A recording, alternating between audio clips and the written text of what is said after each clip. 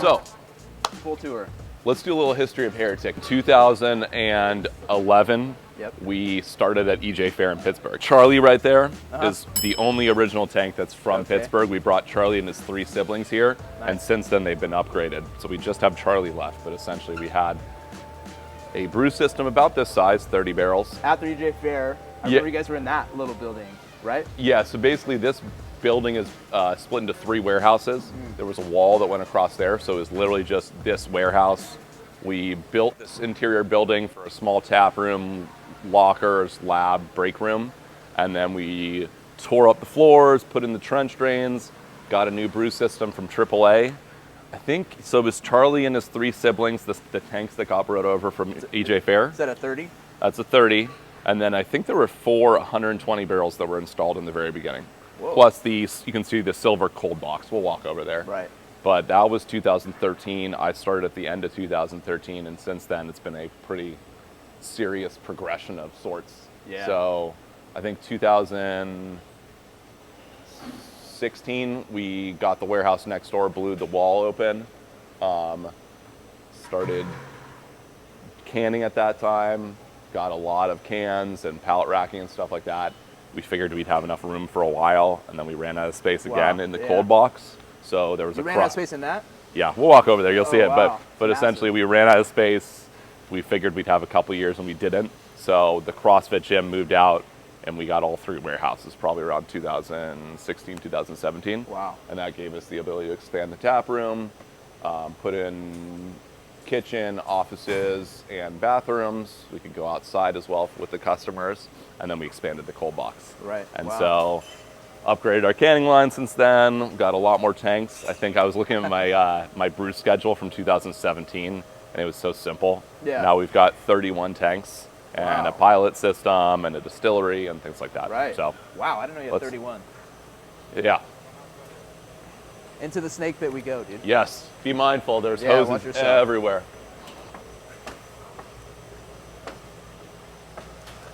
So everybody, this is Jason. He's my lead brewer. How you doing, brother? Good, thanks. We've got a 4-vessel system, unlike our 2-vessel over there.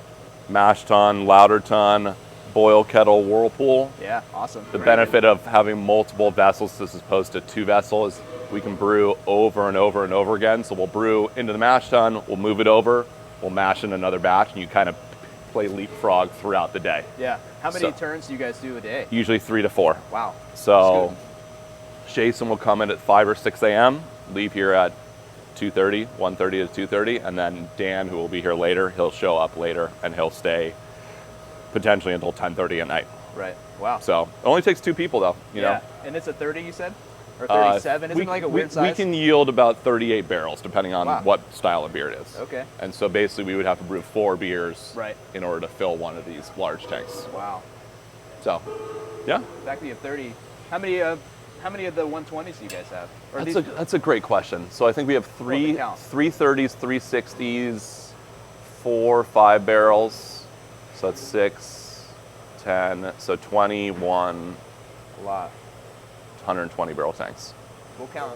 All you guys watching, you should count as we walk. Yeah. Count them as we go. Yeah. I'll turn all the lights in the brew vessel. That is an interior calandria. Yeah. If you want to. So we had talked about Vorloffing. Same concept here. There's a false bottom, and so essentially you pump it from the bottom up through here, up against the wall. So it just keeps going. You can see louder Vorloff. It even says it. Valve. Vorloff. Yeah. You even get to learn how to spell it. Yeah. Right next to the Hop Killer logo. Probably the biggest walk-in we'll ever see, I would guess. Maybe, who knows? Yeah, it's funny. So I'll do a tour for brewers, and they don't care about the stainless tanks, 25 feet tall. They don't care about the brew system, but they see the cold box and like, ooh, yeah, you're like, oh, you can drive a forklift in here. Yeah. They're not,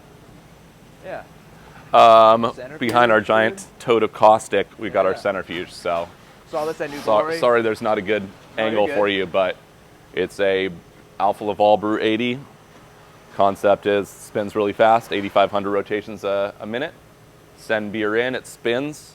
All the solids go to the walls, which get discharged, and so what you get is an output of a clear, either a crystal clear beer or a perfectly hazy beer. We run all of our hazy IPAs through. And That's so awesome. it just gives you, a normal brewery would just add biofine or like a fining agent to a tank and then just wait for it to clear out.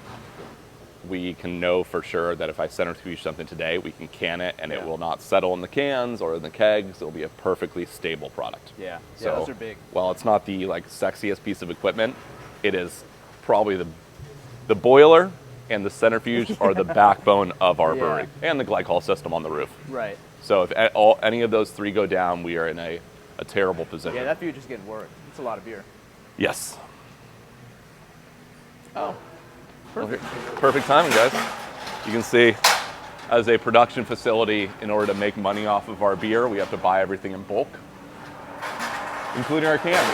Yeah. So Wow. 25 pallets at a time is a full truckload, and that's, if you don't buy things in bulk, you don't get a good price per can or per, pound of hops or whatever it may be. Absolutely. So it's the only way to make money. Oh, it's lit. Wow, dude. That's insanity. So if you see where it goes from the silver Yeah. roof to the silver ceiling to the white, that's where we expanded it. Holy shit, that's a lot of... So back in the day, like I said, I started in 2013. I've done every position here. We would have 2 rows. We'd have 2 rows of pallets of kegs that were stacked all the way to the ceiling. And every morning I would destack them all. It'd take me about 2 hours to get them onto the loading dock so I could build orders with stuff that was on the shelf. Holy crap. So that's what we were dealing with. Now we have a lot more room, but it's essentially, if you want to go in, you can. I'm going to hang out outside. No, good. Wow, dude. Dude, they have fucking pallets of hops, bro. Pallets. Look at that. That's absurd. How, if you had to guess, I'm sure you don't know exactly, what's the output of this place in terms of barrels across your brands and everybody else's, if you know? Annually? Yeah, annually, yeah. Probably hit 17 to 18,000. Wow, yeah, that's a lot. A lot of cans. Yep. Well, it's cold. That's the deal. Yeah. It's something that's not talked about, but cellaring temperatures, there's a lot, we can Right. we can walk out here, no, but yeah, for sure. to have a stable product that survives, Yeah. you want to have a bunch of things. One, no infection, which we'll go to the lab and we can talk about that. No sunlight, obviously now things are in cans, so there's no concern of that anymore. But oxygen's the biggest one, and temperature is the second biggest one. Yeah. So storing your beer at 50 degrees is what will keep the beer stable. So if they say every 10 degrees you go above that, doubles the degradation of the beer. So if you have something at 80 degrees that you're storing for a long period of time, the beer shot at that point. Great. Hey guys. So we can walk the. Yeah. Just be mindful. Canning time. Low fills, dude. Excuse me.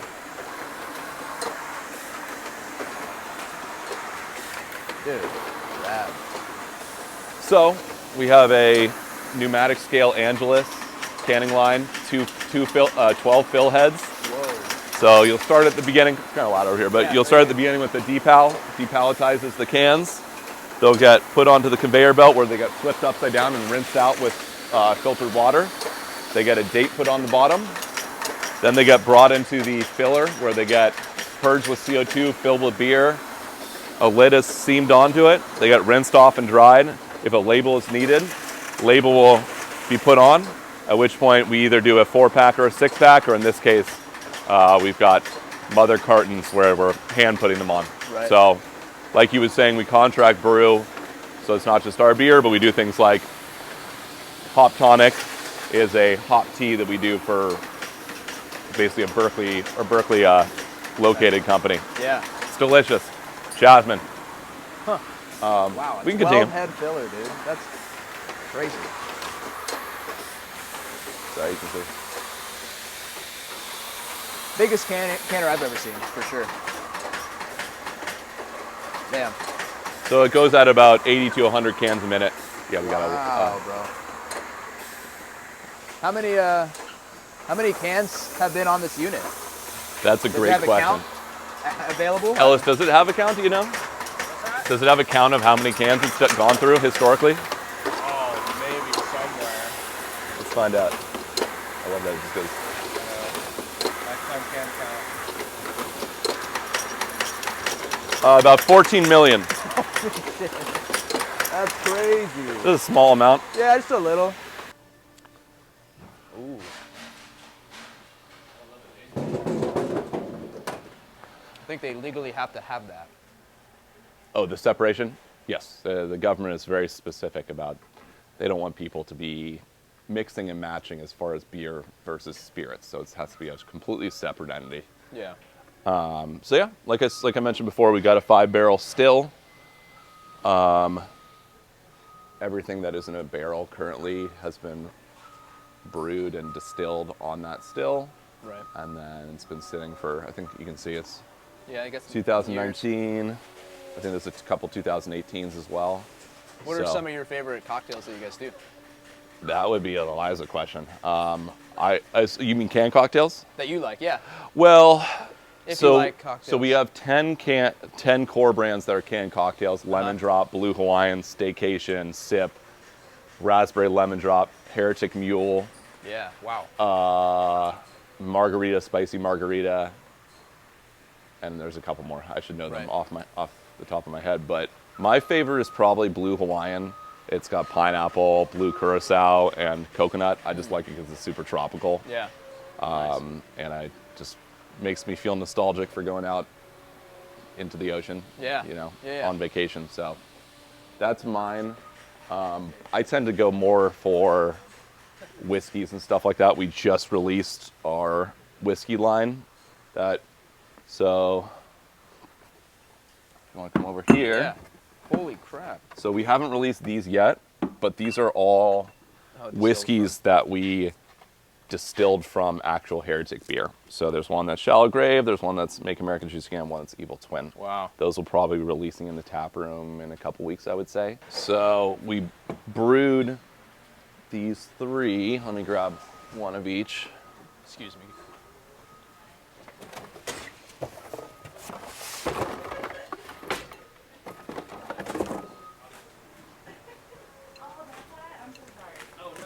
So, just released these 3 whiskeys. So we brewed them specifically to be a rye malt whiskey, a malt whiskey, and a bourbon. Oh, wow. And so the regulations behind beer are a lot more relaxed than spirits, because spirits have been around for centuries. Right. And so there's a lot of specific rules as far as what a malt whiskey can be, what a bourbon whiskey can be, what a rye malt whiskey. Right. You have to be in a single-use American oak barrel. Yep. So if you were to use a reused or reconditioned barrel, you can't call it Right. those different whiskeys. Yeah.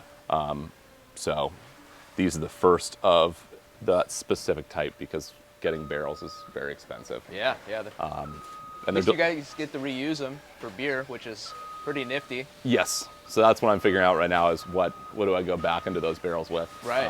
Kind of the circle of life situation. Yeah. So That's pretty cool. Yeah. This is already released. You just released it last Friday, and they are. Okay. You guys, 4 years we'll in the pull. making. That's I'll pretty- pour a sample when we're behind the cool. bar, Right on. because they are quite good. Yeah. And we're doing whiskey flights, and then also doing little mix boxes because we do a 200 milliliter Yeah. bottle as well of them that are Oh, that's little rad. adorable ones. Yeah. Yeah, look at We've got our still here. For the most part, we buy spirits in bulk, so we Okay. get a tote of vodka. The idea is if you do 5 barrels, so about 150 gallons, you yield about 10% of that. So you're talking Wow. about a day or 2 of work to get Like 30. 10 Well, yeah, 10 to 10 15 gallons of liquid. Yeah. When we do Lemon Drop, for example, our best-selling canned cocktail, that takes really a good. tote of vodka. That would take us 3 weeks to do. Right. And it Wow. wouldn't be as consistent, it wouldn't be as high quality as a bulk distiller that we sampled all different bulk Right. suppliers, and we found the best. Yeah. Check them out. New ones.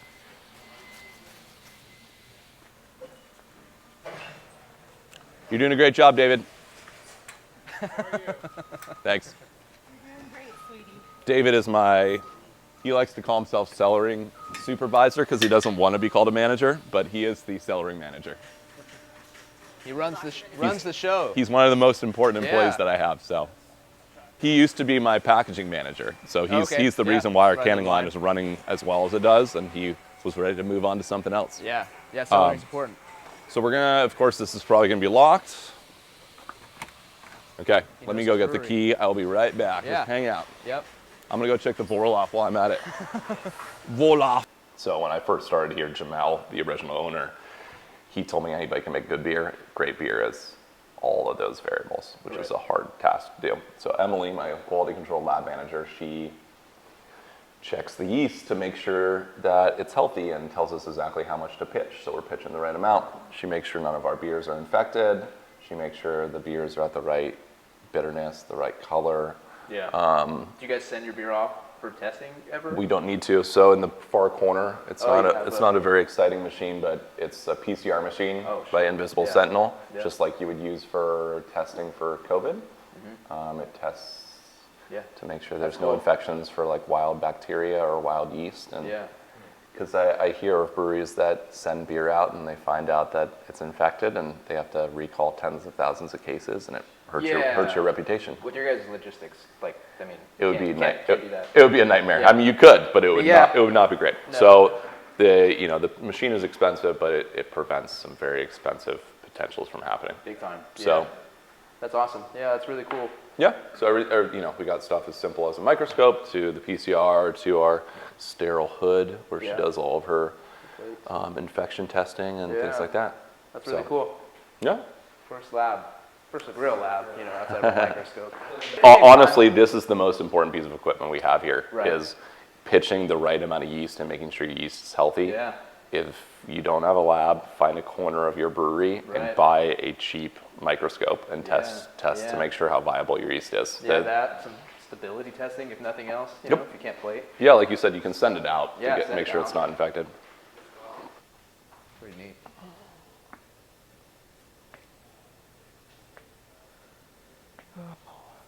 This is the original tap room back in 2013 to I think about 2016. This was where people sat and enjoyed themselves, and you can see all the photos of the original team. Like I was talking about digging up the trenches. That's in the very beginning back in 2013. Where's your photo? These You have one? These photos predate me. Predate so you. they had already done the counter by the time I was here. Yeah. So you won't see me here. It's funny because I know all these people, but nobody else knows anybody that's here. Beardy, dude. Yeah, exactly. Nobody knows who hella Warren funny. is. The only people that they'll know is like Jamil and Liz, and that's pretty much it. But What a trip, man. it's weird. Memory lane. For somebody not me. Back when we were doing 22-ounce bottles. Yeah, the bombers. I think it's the first time I had cousin was out of a bomber. Yep, me too.